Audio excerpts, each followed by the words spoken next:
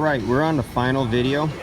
I have it charged now after the last 4 or 5 videos on this vehicle from the beginning looking for a leak.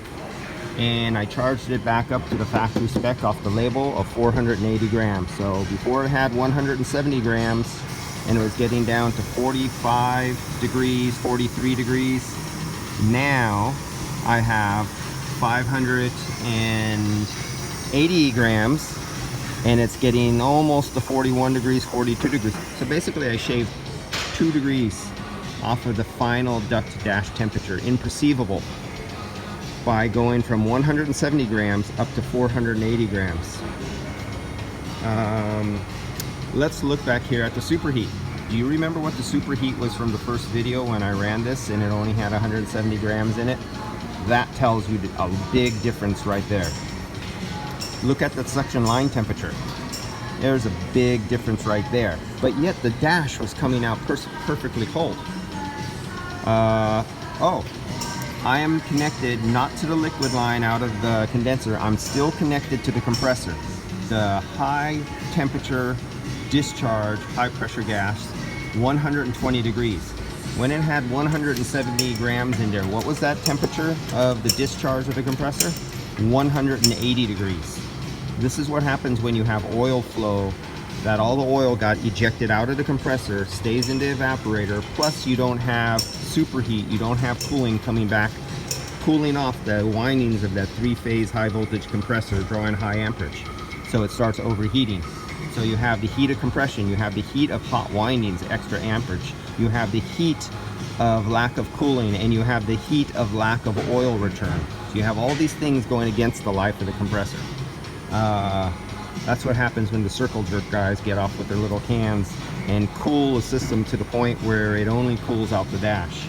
So now let's take the subcooling correctly. I will pull this sensor off of the compressor and I'll put it on the liquid line and we'll see what the correct superheat is. Get down there without cooking my hands. Okay. You might hear some noise of my finger flopping against the moving fan, or we might hear my sensor fall into the fan and get eaten up. Let's see what I can achieve. And I have my rubber glove that's falling apart. And I can feel my other phone inside my pocket buzzing with messages. Oh, someone's calling again. God dang it, if they don't stop.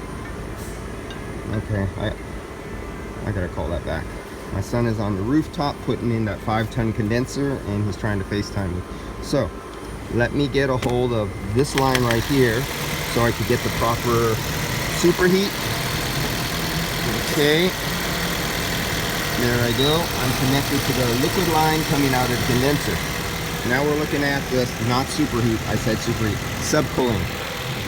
Yes, subcooling. Look at our subcooling.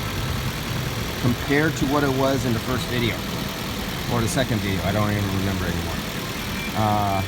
That is the difference.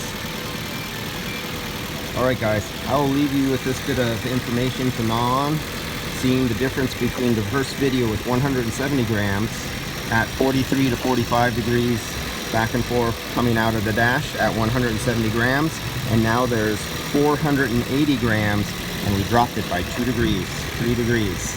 Wow.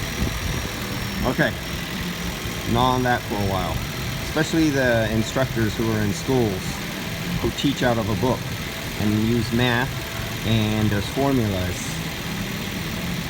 And AC does some funny stuff on cars.